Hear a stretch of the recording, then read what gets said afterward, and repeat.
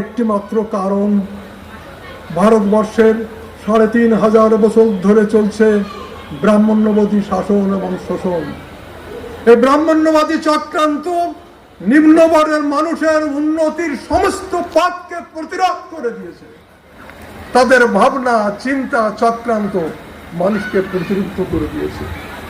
এই ব্রাহ্মণ্যবাদী শাসনকে যদি আমরা উদ্ধার করতে চাই, একমাত্র শিক্ষিত লোকদের এগিয়ে আসতে হবে, তা নইলে হবে না।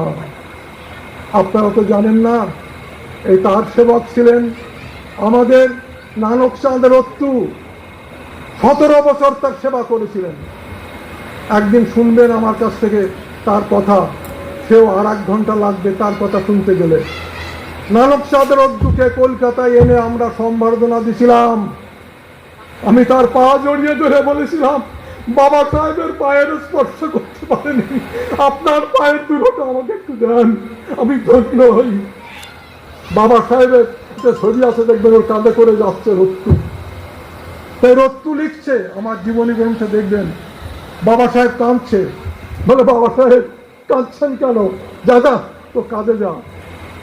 আর একদিন দেখছি আমি টাইপ করছি, বাবা সাহেব কাঁদছেন কেন? এই কি বুঝবি না, তুই কাজে যা। আর একদিন দেখছি বাবা সাহেব কাঁদছেন।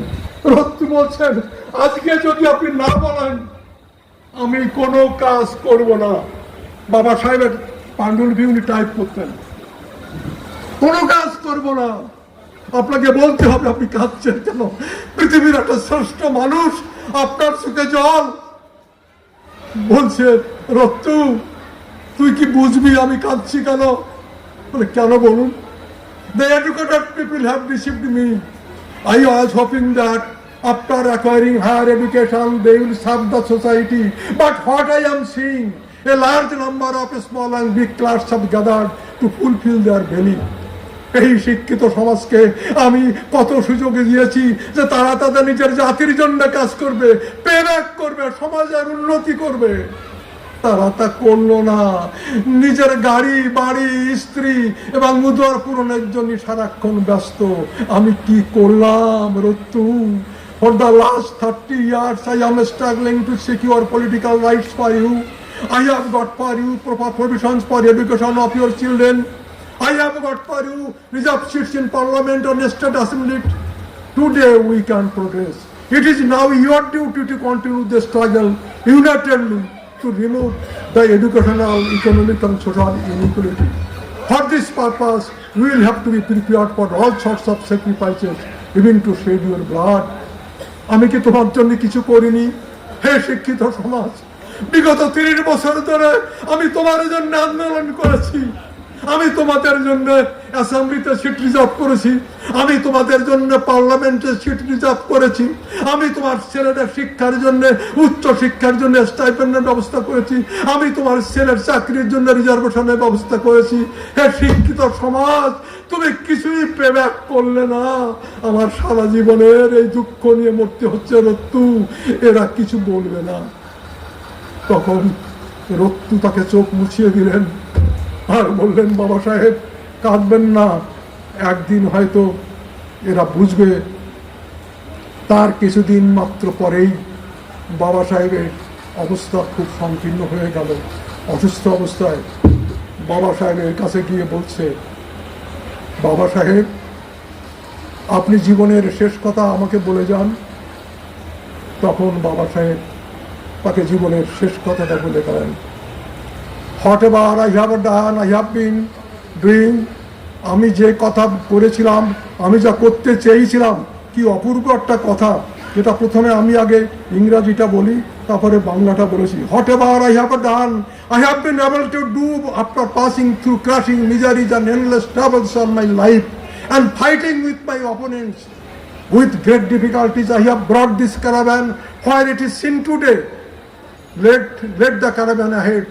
If my lieutenants are not able to take the caravan ahead, they should leave it there. রত্তু তুই আমার একটা কথা রাখবি। কোন কথা?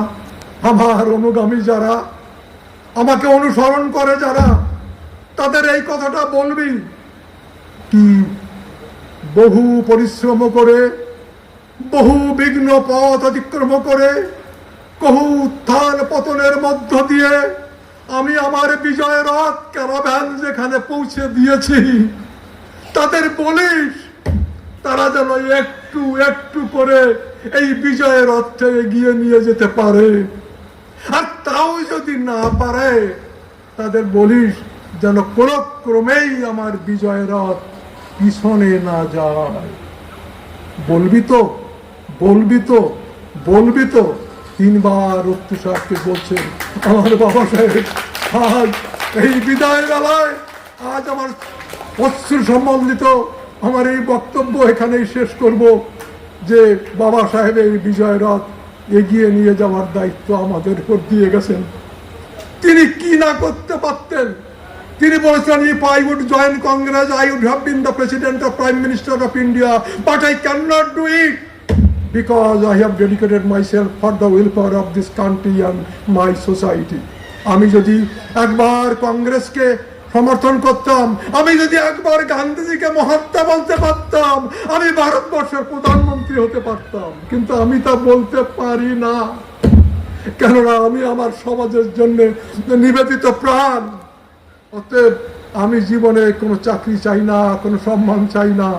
আমার সমাজের মানুষ যদি আমার এই জীবনের থেকে কিছু শিক্ষা লাভ করতে পারে, যেন আমার এই ক্যারাভ্যান আস্তে আস্তে এগিয়ে নিয়ে যায়, কোনো ক্রমেই যেন পিছনে নিয়ে যায় না। আপনারা সবাই চেষ্টা করুন সেই ক্যারাভ্যান যেন এগিয়ে নিয়ে যায়। জয় ভীম, জয় ভীম, জয় ভারত, জয় ভীম। সকলের কল্যাণ হোক।